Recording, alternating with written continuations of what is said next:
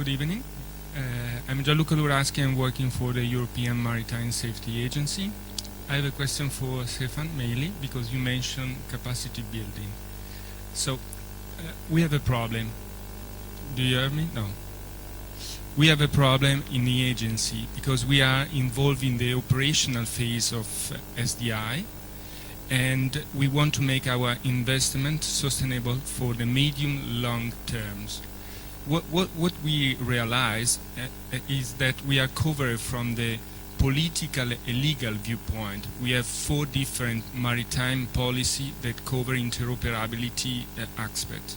We are also covered from the technical and semantic viewpoint because geospatial context is one of the most mature, you mentioned it, is one of the most mature, and standards are very well known and implemented. What we are facing as a problem is from the organizational viewpoint, because we have application, mainly data center, and we are shifting data center to an, I would say, service-oriented organizational approach. And in this context, we don't have experience, and we would like to understand if other agencies in Europe have experience in a service-oriented organization approach.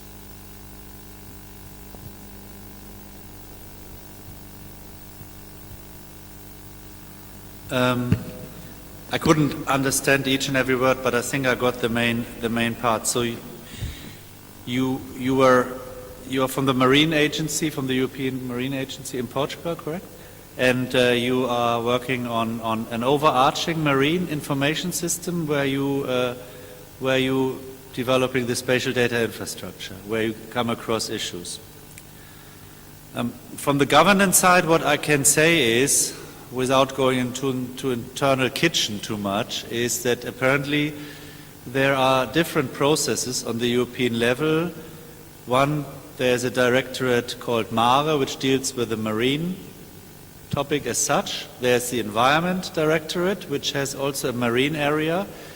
We having a Marine Strategy Framework Directive, where people are in the moment still discussing what are the data needs, and they are agreeing what is the data which should be made available under the Marine Strategy Framework Directive.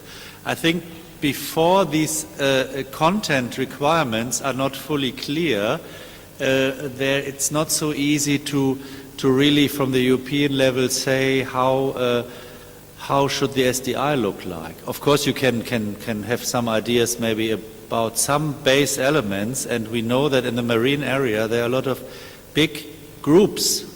Sea Data Net, My Ocean is a big project, and there are a lot of projects around in Europe and then there are the conventions of the regional seas, you know all that probably, which all have their data approaches. So indeed, I think the marine area is maybe, I hope that's okay to say, maybe still a little bit at the beginning when it comes to the common governance. The other point I can say is we are also just recently came across something which sounds very much similar like SEIS, but it's spelled CISE, and that is about, I think it's more about physical oceanography. It's out in the sea. It's just another information system which has spatial data needs. So to sum up this long reply, I think that there's an area where we need to sit together, the relevant players, and need to agree. Otherwise we have the governance pillar of this SDI not properly in place. I think that's about what I can say.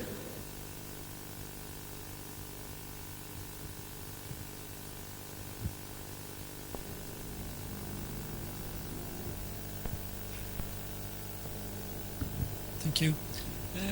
Giacomo Martirano from private sector, southern Italy, so quite close to our brothers and cousins from the neighbor countries.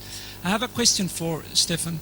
In one of your slides, I think you raised the slide pointing out the relationships between SEIS and Inspire.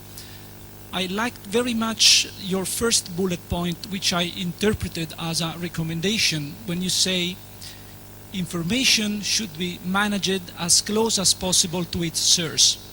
So a please a further clarification coming from an example.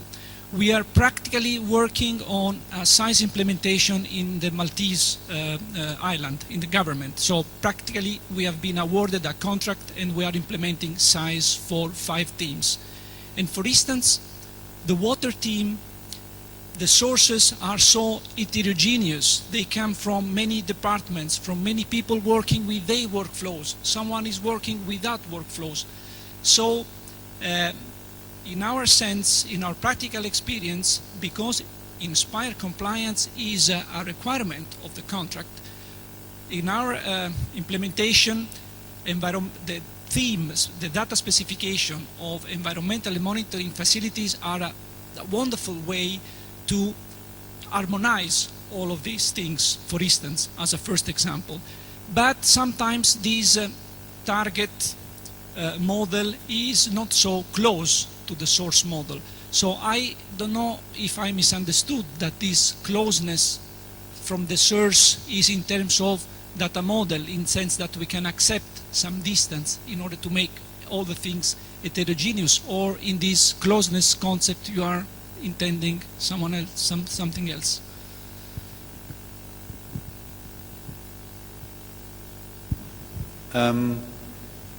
I think actually the main meaning is a different meaning. The main meaning is you should be giving the authority to the one who provides the data to serve it up, to maintain it, and so on. Not necessarily pass it on to somebody else and then have there the responsibility. But also your point on how using Inspire data specifications you will map national, regional, local models to a European model, which is, as we know, for environmental facilities a rather generic one. So this is even an intellectual, not so easy thing to do. I think that is something we have to gain experience on. I think what was also in the morning becoming clear is that now there has a lot of work been done on Inspire already, on framing the exercise anyhow, but coming with a specification and making the first services available. But the legal side is the timelines for until when the member states have to do what. This reaches into 2019, and we have still a few years to make this work. So maybe Daria can add to this question from her work in the Inspire thematic working groups. I can only give a little bit this general reply, but maybe there are some practical tips on how to achieve that. It is true, Inspire requires conformance of special data sets to the implementing rules or to other specifications. So how to implement these elements? The first one would be to declare this compliance in the metadata description for each special data set, saying is it compliant or it is not. So this will be the first information for the users to understand what kind of data set is available. Then Inspire will still, during this Inspire development process, the more detailed rules how to deal with conformance, how to test the conformance will be available. And when this will be available, it will be more clear actually how to test the data sets if they are really conformant to data specifications. So, because Inspire doesn't require any collection of new data sets, it is not necessary to make only Inspire-like special data sets, but you have your own data set, which might be partially linked to Inspire and partially very specific and detailed for specific purposes, and that is completely fine to keep it that way. So the achievement of the conformance which Inspire requires can be achieved in 2 ways. One, it is to build the subset of your database that is conformant to Inspire, and the other one is to build the transformation tools which will transform your database or part of your database into exactly this, what Inspire data specification requires. And the third option would probably be to use the Inspire data specification as a basis and extend them into your specific thematic areas. And if you are working on these specific thematic areas, you can also provide your work back as a next step, maybe to standardize or to harmonize this thematic area to be some sort of maybe official extension to inspire for specific areas, and also used through other domains and organizations. So these 3 points I see as possibility how to combine existing spatial data and databases with Inspire. Thank you, Daria. I will take one more question before the break, and then we break for coffee. My name is Kirill Iliev. I'm from the Black Sea Commission Permanent Secretariat in Istanbul. How do you see interfacing with the regional SEIS conventions? Thank you.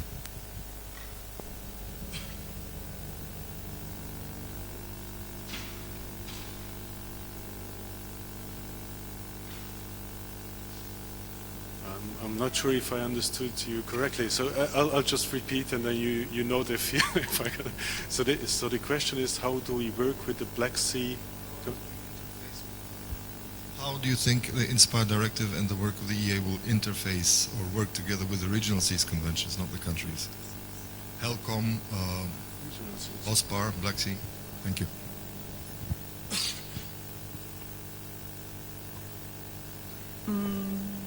So in Inspire development process, a lot of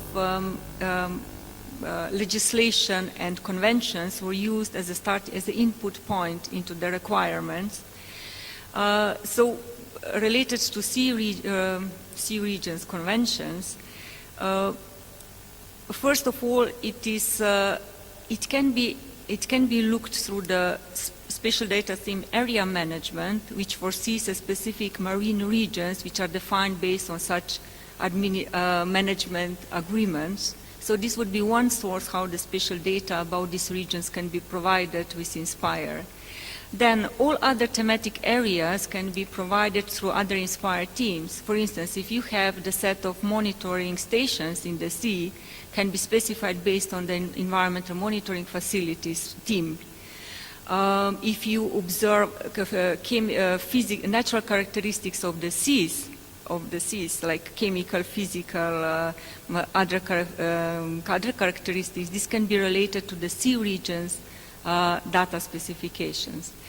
Now it is during the Inspire development, we tried to reduce the overlapping concepts to be more clear to which Inspire team the spatial data sets actually belongs.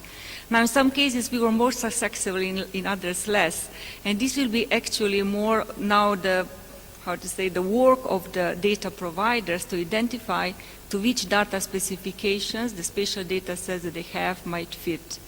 The complex areas like sea conventions, which are dealing with pollution, with the status of the seas, with environmental status of the seas, with a lot of monitoring stations, with maybe administrative areas in the seas, with use of the resources, with wind farms. So these topics will definitely fit into very diverse Inspire spatial data teams. So it will be necessary to look to which they belong, and then later to provide spatial data based on all those data specifications. Thank you. So, Khaled. Okay, just one last one.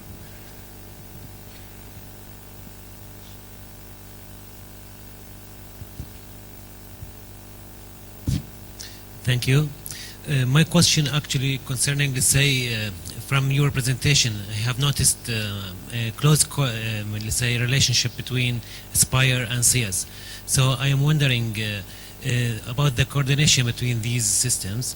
Also, if, for example, for SEIS, if we could get benefit from Aspire as per it was, let's say, implemented before, in case for, let's say, for data gap.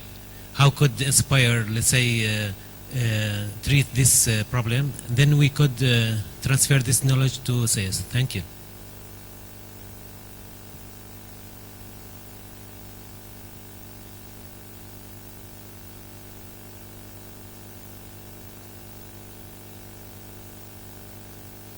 Sorry, you gave one example as a problem in your second last sentence. Can you repeat that, please?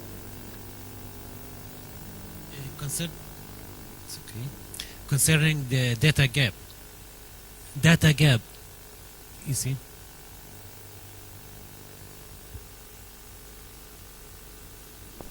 Which you mean data gaps related to indicators, which we are working on jointly, or what? Sorry that I have to ask.